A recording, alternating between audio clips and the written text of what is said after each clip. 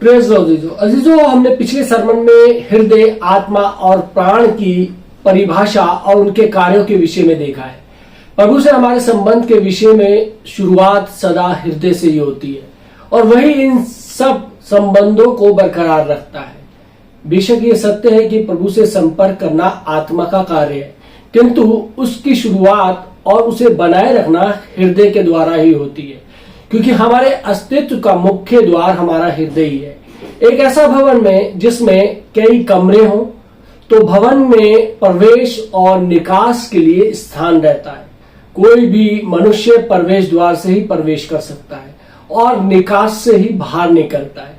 जब प्रवेश द्वार बंद रहता है तो कोई भी उस भवन के कमरों में प्रवेश नहीं कर सकता, परंतु यदि जब एक बार उसे खोल दिया जाए तो लोग उस भवन में प्रवेश करके कमरों का आनंद ले सकते हैं। मेरे दोस्तों, हमारा हृदय हमारी देह का कोई अलग और अकेला भाग नहीं है, परंतु वह हमारे प्राण के समस्त भाग और आत्मा के एक भाग को मिलकर बनाया गया है। अतः इस प्रकार की संरचना के कारण हृदय हमारे अस्तित्व का मुख्य द्वार बन जाता है। दूसरे शब्दों में, हृदय हमारे अस्तित्व का प्रवेश द्वार और निकास दोनों बन जाता है। जो कुछ भी हमारे भीतर जाता है वो हृदय के माध्यम से ही जाता है। जो कुछ भी बाहर निकलता है उसे भी हृदय के माध्यम से आगे बढ़ना पड़ता है। उदाहरण के लिए, यदि हमारा हृदय चैतन्य नहीं है तो हम दिए गए संदेशों को या उसके सार को कभी भी ग्रहण नहीं कर पाएंगे। या जब हम पढ़ रहे होते हैं तो चैतन्यहीनता की अवस्था में हमें उसमें कुछ भी नहीं ले जा सकते, उसको कुछ भी याद नहीं कर सकते। यहां तक कि खाने के समय भी यदि हमारा दिल एकाग्र नहीं है तो हम खाने का स्वाद नहीं ले सकते। इससे सिद्ध होता है कि हृदय नियंत्रित अंग है। किसी भवन के नियंत्रण के लिए हमें अवश्य है कि हम द्वार को खोलने या बंद करने की स्थिति में हो। इसलिए हृदय है तो सामर्थ्य है कि हम अपने को प्रभु के लिए बंद रखें या खोलें। मेरे दोस्तों, इस कारण सुसमाचार का प्रचार का मार्गदर्शन पवित्र आत्मा द्वारा होना चाहिए ताकि उसका प्रभाव सीधे हृदय पे पड़े। सुसमाचार के प्रचार का सर्वाधिक प्रभावशाली तरीका यह है कि वो हृदय को स्पर्श करे। यदि कोई प्रचारक श्रोताओं के हृदय को छेद सके तो उसे कई व्यक्तियों को पाया जा सकता है। यही कारण है कि अविश्वासी लोग अपने हृदय को सुसमाचार के प्रचार के प्रति कठोर करके बंद कर लेते हैं, चाहे हम कितना भी प्रचार करें। जब वह अपने हृदय को बंद कर लेते हैं तो हम उन्हें स्पर्श नहीं कर पाते। उनके द्वार बंद होने के कारण हम उनमें कोई भी चीज नहीं डाल सकते। प्रभावशाली प्रचार के लिए हमें कई तरीके ढूंढना होगा ताकि हृदय के बंद द्वारों को खोला जा सके। सबसे अच्छा प्रचार वही है जो हृदय पर लगे तालों को खोलने के लिए चाबी ढूंढने में सफल होते हैं। मेरे दोस्तों, यहाँ तक कि स्वयं प्रभु भी हमारे हृदय के माध्यम से हमें आकर्षित करते हैं। वे हमारी आत्मा को पहले नहीं लाते हैं। सुलेमान के श्रेष्ठ गीतों में चाहने वाला प्रभु से गुजारिश करता है कि अपने प्रेम से उसे आकर्षित करे ताकि वे उससे प्रेम करें। प्रभु अपने प्रेम के वशीभूत होकर आकर हमें स्पर्श करते हैं। इसी कारणवश पुनरुत्थान के पश्चात प्रभु ने पतरस से पूछा, क्या तू मुझसे प्रेम रखता है? हमारे हृदय के द्वार पर लगे ताले खोलने के लिए प्रभु का प्रेम ही सर्वोत्तम है।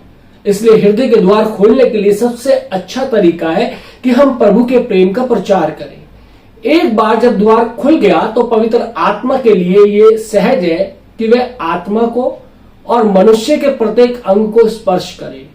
ये बात न केवल सुसमाचार के प्रचार पर ही लागू होती है बल्कि मसीह शिक्षा की सेवकाई पर भी खरी उतरती है। मेरे दोस्तों, प्रभु के साथ उचित संबंधों की शुरुआत के लिए हमें अपने हृदय को टटोलना होगा। वो कौन सा उपाय है जिसके द्वारा हम अपने हृदय से व्यवहार कर सकते हैं? मेरे अजीजों, ये एक सरल सी बात है। पवित्र शास्त्र कहता है मत्ती 5 बाब और उसकी 8वीं आयत में कि धन्य है वे जिनके हृदय शुद्ध है। मेरे अजीजों, कुछ अनुवादकों ने शुद्ध शब्द को बदलकर साफ शब्द कर दिया है, अर्थात मन से साफ। परंतु साफ शब्द काफी नहीं है। बात इतनी सी नहीं है कि साफ हो, बल्कि शुद्ध हो। हम साफ हो सकते हैं, परंतु हमारे अंदर अन्य प्रकार की मिलावट हो सकती है, इसलिए हम शुद्ध नहीं कहलाएंगे। मिलावटों के साथ हम गंदे कहलाते हैं, परंतु इसका अर्थ है कि हमारे पास एक से ज्यादा निशान और उद्देश्य है। मेरे अजीजों, अनेक भाइयों और बहनों के साथ यही समस्या है। वो सोचते हैं कि वो उनके हृदयों में कुछ भी खोट नहीं है, क्योंकि वे शुद्ध और दोष रहित है, परंतु वो शुद्ध नहीं है, क्योंकि उनके पास एक से ज्यादा निशान और एक से ज्यादा उद्देश्य है। हाँ, मानते हैं कि उनके उद्देश्य परमेश्वर को पाना है, परंतु साथ ही साथ बहुत सी अन्य चीजों की ओर भी उद्देश्य बना रहे हैं। शायद वो परमेश्वर के साथ साथ एक डिग्री भी चाहते हैं। जब उसके पास उनके उद्देश्य के रूप में दो चीजें हैं, तो वो एक असमंजस की जटिल स्थिति में घिरे रहते हैं। हम अपनी आंखों से एक ही समय में दो वस्तुओं को नहीं देख सकते। यदि हम दो वस्तुओं को एक साथ देखने का प्रयास करेंगे तो दोनों चीजें धुंधली दिखाएंगी, अस्पष्ट दिखाई देंगी। मेरे जो एक व्यक्ति, या कह सकते हैं कि कई व्यक्ति ऐसा क्यों कहते हैं कि परमेश्वर की इच्छा क्या है, इस विषय में वो स्पष्ट नहीं है। ऐसा इसलिए है क्योंकि उनके पास दो लक्ष्य, दो उद्देश्य हैं। अनेक भाई बहन दो से भी अधिक उद्देश्य को लेकर चलते रहते हैं अपने जीवन के क्षेत्र के अंदर। उनके पास अनेक उद्देश्य हैं। हाँ, वे परमेश्वर को ढूंढ रहे हैं, लेकिन उसी समय वो दूसरी चीजों को भी ढूंढ रहे होते हैं, जैसे पद और भावी जीवन के प्रति उचित आकांक्षाएं। सोचते हैं कि बहुत उन्नति भी कर ले, बहुत ऊंचे पद पे भी बैठ जाए और सारी चीजों को एकत्रित भी कर ले, भौतिक वस्तुओं को। ऐसी स्थिति में असमंजसता और विडंबना कैसा उनका दामन छोड़ सकते हैं। उनके हृदय यहां तक शुद्ध होने चाहिए कि केवल मात्र प्रभु ही एकमात्र उनका लक्ष्य हो। मेरे से यहां तक कि अनेक मसीह सेवकों ने भी अपने अनेक लक्ष्य को अपना रखा है। एक भाई ने बताया कि उसके पास एक बड़ा लक्ष्य था। वो अपनी संस्था में सबसे बड़ा प्रचारक बनना चाहता था। उसका हृदय तो साफ था, परंतु वो शुद्ध नहीं था। उसका हृदय उस सीमा तक शुद्ध किए जाने की आवश्यकता है जब तक उसके सामने एक ही लक्ष्य अर्थात स्वयं प्रभु ना हो। कुछ मसीही सेवकों का लक्ष्य स्वयं प्रभु और उसके सेवा कार्य है। उनके दो लक्ष्य हैं। उनके हृदय में भी उस समय तक शुद्ध किए जाने की आवश्यकता है जब तक उनके लक्ष्य में स्वयं प्रभु ना हो। उनका निशाना, उनका लक्ष्य और उनकी दिलचस्पी सिर्फ प्रभु में होनी चाहिए, बाकी चीजों में नहीं। जब उनकी चाहत में केवल प्रभु रहेगा, तब उनके हृदय शुद्ध कहलाएंगे। और यदि उनके हृदय इस सीमा पर शुद्ध हो जाते हैं, तो उनका आकाश न केवल खुल जाएगा बल्कि साफ हो जाएगा। कभी कभी आकाश खुला तो रहता है, परंतु बादलों से घिरा रहता है। आत्मिक आकाश में बादल क्यों घिरे हुए हैं? एक प्रश्न हमारे सामने आता है, क्योंकि उनका हृदय दुविधापूर्ण है और शुद्ध नहीं है। जब हृदय अनेक लक्ष्य रहित होगा तो आकाश भी साफ होगा। मेरे जो बाइबल में हृदय की व्याख्या एक और शब्द एकाकीपन के द्वारा की गई है। हृदय का एकाकीपन। बहुत से अनुवादक एकाकीपन को सरलता कहते हैं। हृदय की सिधाई। हृदय की सिधाई का अर्थ है सरल होना। एक अर्थ में सीधा होने का अर्थ बेवकूफ होने से भी लगाया जा सकता है। कहते नहीं ये आदमी बहुत सीधा है, बेवकूफ है ये। जो वास्तव में प्रभु से प्रेम करते हैं और उसे अपना लक्ष्य मानते हैं, एक प्रकार से बेवकूफ है। हम सब मसीह बेवकूफ बने, इसका अर्थ है कि मैं यीशु के सिवाय और कुछ नहीं जानता। मैं जो भी कुछ करता हूं, मैं केवल यीशु को जानता हूं। जहां कहीं भी जाता हूं, मैं केवल यीशु को जानता हूं। मेरे अजीजों, हमें चतुर चालाक बनने की आवश्यकता नहीं है। हमारे समक्ष केवल एक ही मार्ग है, यीशु का सकरा मार्ग। लोग कहेंगे तुम बेवकूफ हो। कितने हम बेवकूफ बनना चाहते हैं, यही सिधाई है। मेरे जो पवित्र शास्त्र में 3 पदों में हृदय की शुद्धता के विषय में वर्णन है। भजन संहिता 73:1 में, मती 5 बाब और 8 में, और दूसरा तीमुथियुस 2 बाब और उसकी 22वीं आयत में। मेरे जो ये बात के संदर्भ दर्शाते हैं कि जबकि कलीसिया की दशा बदतर हो रही है, हमें शुद्ध हृदय से प्रभु के पीछे चलना चाहिए और अन्य हृदय वालों के साथ प्रार्थना करना है। एकाकी हृदय के विषय में कम से कम 3 पद है। प्रेरितों के काम 2 बाब 46 बाब, इफिसियों 6 बाब 5वीं आयत, कुलसियों 3 बाब और 22वीं आयत। मेरे से यदि हम खोजेंगे और प्रभु की सेवा करेंगे तो हमें इन 2 विषयों को अपनाना पड़ेगा कि हमारा हृदय शुद्ध और एकाकी हो।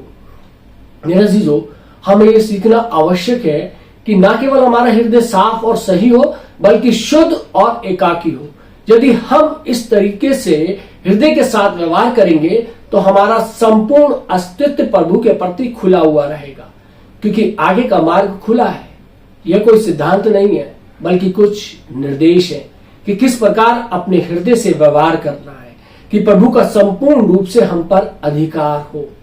मेरे अजीजों, मैं पुनः दोहराता हूं कि प्रभु को पहले अपने प्रेम द्वारा हमें आकर्षित करना होगा।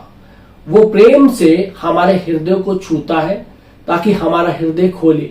फिर हृदय से व्यवहार करने के तुरंत बाद विवेक की ओर ध्यान देना आवश्यक है। प्रभु की उपस्थिति में पहला व्यवहार हृदय के साथ और बाद में विवेक के साथ है। यदि आपने हृदय में हम शुद्ध और एकाकी हैं, यदि हमारा हृदय शुद्ध है तो हम एकाकी हैं, तो हमारे विवेक के कार्य तेज और चैतन्यपूर्ण होंगे। जबकि हम ये सरमन सुन रहे हैं तो शायद हमें यह एहसास ना हो कि हम गलत हैं और हमने गलतियां की है, परंतु जब हम अपने हृदय के साथ व्यवहार करते हैं और उसे शुद्ध करते हैं और एकाकी बनाते हैं तो विवेक पूर्ण रूप से कार्य करता है। वे हम पर दोष लगाना शुरू करता है और हमें बाध्य करता है कि हम अपने गुनाहों का पश्चाताप करें। इसके द्वारा हम अपने विवेक को दोष रहित कर लेंगे। पौलुस ने प्रेरितों के काम 24 बाब और 16वीं आयत में कहा है कि इससे मैं आप भी यत्न करता हूं कि परमेश्वर की ओर मनुष्य की ओर मेरा विवेक सदा निर्दोष रहे। मेरे जो विवेक सदा निर्दोष बने रहने का अर्थ है कि किस प्रकार के दोष और अपराध से मुक्त रहें। मेरे जो प्राण और आत्मा के बीच के अंतर को जानने के लिए हमें एक विशेष, जिसे कह सकते हैं कि एक विवेक की आवश्यकता है। परंतु जब हम अपने दिमाग से इसका कारण ढूंढने का प्रयत्न करते हैं, प्रयास करते हैं, तो यह कठिन सा प्रतीत होता है। आप कहेंगे ठीक है, मैं 10% गलत हूं, परंतु उस भाई ने मुझे 100% गलत कर दिया। इस कारण उसकी ओर से मेरा 90% बकाया निकलता है, क्योंकि उसने मुझे 100% गलत माना है, मैंने सिर्फ उसको 10% माना है। मेरा चीजों ये कुछ नहीं है। प्राण में सिखाए मानचित्र, जैसे कह सकते कि मानसिक चित्र जो होते हैं, जो हम सोचते हैं, जबकि हम अपने दिमाग में तर्क और आधार पर कारण ढूंढते हैं। इन सब चीजों को लेकर हमारे अंदर कुछ गहराई से आवाज आती है कि चाहे उस पर आपका कितना भी बकाया हो, आपको 10% के साथ ही व्यवहार करना होगा। उस व्यक्ति ने कितना ही क्यों ना कुछ करा हो आपके साथ, आपको उसके साथ सही व्यवहार करना होगा। मेरे जो आत्मिक खाता बैंक खाते की तरह नहीं है। बैंक खाते में जमा, जिसे कह सकते हैं कि बकाया राशि होती है, परंतु आत्मिक खाते में केवल एक ही खाता होता है, अर्थात नाम। हमारे खाते में चाहे जितना भी जमा हो, परंतु थोड़ा भी नाम है तो हमें पहले उसी में व्यवहार करना होगा।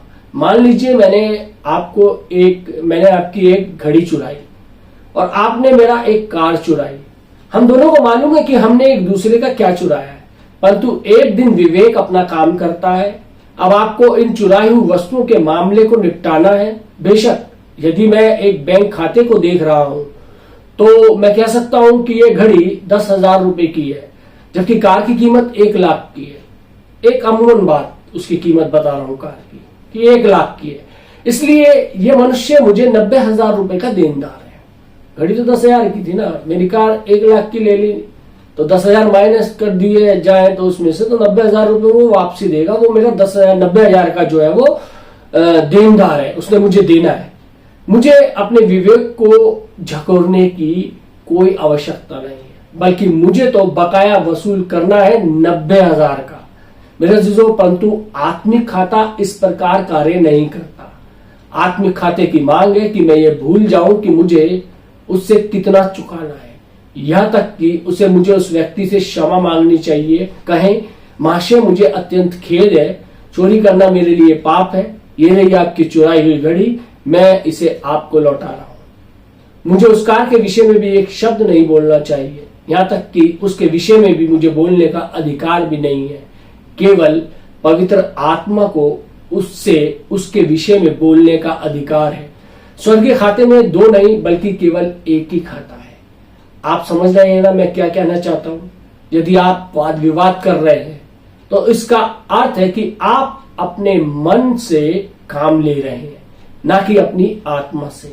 समझने के लिए मान लीजिए पवित्र आत्मा आपकी आत्मा में कार्य कर रहा है, ये मांग करते हुए कि आप प्रभु की बुलाहट का जवाब दें, लेकिन आपके मन में बाढ़ की तरह ढेर सारे कारण आते रहते हैं।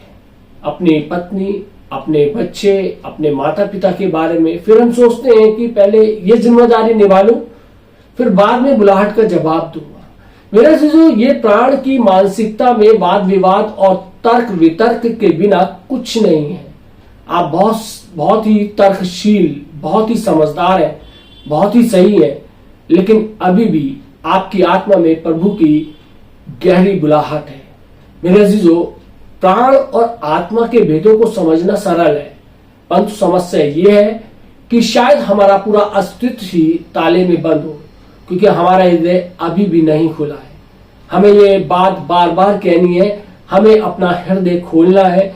जब हम हृदय के साथ ऐसा व्यवहार करते हैं मानो वह शुद्ध और एकाकी है, तब हमारे विवेक को बड़ा संवेदनशील होना होगा कि वे हमारे दोषों और अपराधों को उजागर करे। हमारे विवेकों को बड़ा संवेदनशील होना होगा कि वे हमारे दोषों और अपराधों को उजागर करे। हमारे विवेक को तब इकरार और प्रभु के शुद्ध करने वाले लहू के छिड़काव के द्वारा सही किया जा सकता है। मेरे अजीजों, हमारा विवेक शुद्ध किया जाता है तो हम जीवते परमेश्वर की सेवा करेंगे। परमेश्वर जीवित परमेश्वर है, परंतु जब हमारा विवेक अपराधों से भरा होता है तो वे हमारे लिए केवल नाम के ही निर्मित रह जाते हैं। परंतु जब हमारे विवेक को लहू से शुद्ध किया जाता है तो उस समय हमें एहसास होता है कि परमेश्वर कितना जीवित है। कभी कभी ऐसा प्रतीत होता है कि परमेश्वर ना तो वास्तविक है और ना ही जीवित, वह तो केवल एकमात्र शीर्षक है, परमेश्वर और कुछ नहीं है। तो उस समय हमारा विवेक बुझा हुआ और अपराधों से भरा हुआ होता है। उस समय आपको अपने अपराधों को मान लेना और प्रभु के पवित्र लहू से शुद्ध किए जाने की आवश्यकता होती है। मेरे दोस्तों, फिर हमारे पास एक शुद्ध विवेक होगा। प्रेरित पौलुस ने तीमुथियुस को बताया कि उसे शुद्ध विवेक से परमेश्वर की सेवा की, ना केवल एक शुद्ध विवेक से बल्कि ऐसे विवेक से जिसमें ना तो किसी प्रकार की मिलावट थी, ना कोई आपराधिक छाया। दूसरा तीमुथियुस 1 उसकी 3 आयत में हम इस वर्ष को देख सकते हैं। मेरा जो विवेक कर कोई भी दोष उसे अशुद्ध और अपारदर्शी बना देता है, जिससे प्रभु के साथ हमारी संगति में बाधा आती है। मेरे जो एक शुद्ध विवेक एक अच्छा विवेक भी है। पहला तीमुथियुस 1 और उसकी 5वीं आयत और 19वीं आयत, और पहला पत्रस 3 उसकी 16 और 21 आयत में हम देख सकते हैं। एक अच्छा विवेक वो विवेक है जो साफ और शुद्ध किया हुआ हो, वो सही और पारदर्शी, जिसमें कोई धब्बा ना हो। ऐसी अच्छी स्थिति में एक विवेक हमें प्रभु की उपस्थिति में ले जाएगा। जब हमारा विवेक साफ और शुद्ध हो चुका है तो हमारे और प्रभु के मध्य बाधा जैसी कोई भी चीज नहीं होगी। परमेश्वर चाहता है कि हम अपने विवेक को शुद्ध करें, अपने हृदय को खोलें, ताकि हम उसके साथ संगति करें। परमेश्वर आप सबको आशीष दे।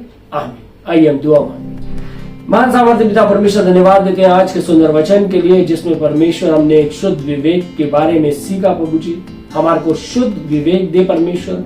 हमारे तमाम अशुद्ध विवेक को खुदावंद तू दूर कर, शुद्ध कर, अपने लहू का छिड़काव दे, ताकि हमारा विवेक शुद्ध हो सके, हम अपने हृदय को खोल सके। तो हमारे हृदय में आ, हमारे हृदय को छू, ताकि परमेश्वर तू हमारी आत्मा में विराजमान हो सके।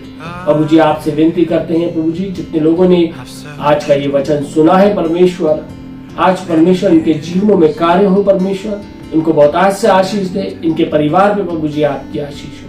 यीशु मसीह के नाम से मांगते हैं, आमीन। Was none that my soul